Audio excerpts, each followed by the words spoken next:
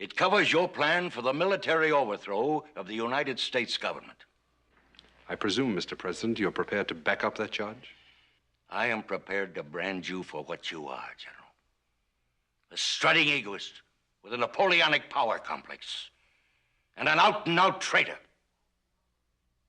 I know you think I'm a weak sister, General, but when it comes to my oath of office, defending the Constitution of the United States... Somebody has to teach me how to salute a flag. Somebody has to teach you about the democratic processes that flag represents. But don't you presume to take on that job, Mr. President, because frankly, you're not qualified.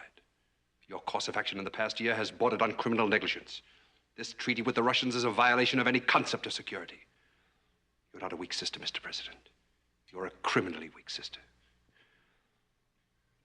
And if you want to talk about your oath of office, I'm here to tell you face to face, President Hyman, that you violated that oath when you stripped this country of its muscles, when you deliberately played upon the fear and fatigue of the people and told them they could remove that fear by the stroke of a pen.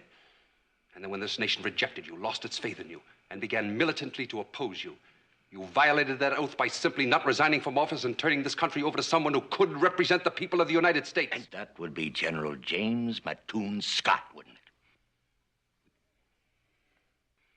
I don't know whether to laugh at that kind of megalomania or simply cry. James Mattoon Scott, as you put it, hasn't the slightest interest in his own glorification. But he does have an abiding concern about the survival of this country. Then, by God, run for office. You have such a fervent, passionate, evangelical affection for your country. Why in the name of God don't you have any faith in the system of government you're so hell-bent to protect? You say I've duped the people, General. I've built them. I've misled them. I've stripped them naked and made them defenseless. You accuse me of having lost their faith, deliberately and criminally shut my ears to the national voice. I do. Well, where the hell have you heard that voice, General? In freight elevators? In dark alleys? In secret places in the dead of night? How did that voice seep into a locked room full of conspirators?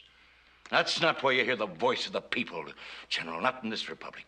You want to defend the United States of America, then defend it with the tools it supplies you with, its Constitution. You ask for a mandate, General, from a ballot box. You don't steal it after midnight, when the country has its back turned. Are you serious, Mr. President? Are you honest to God serious?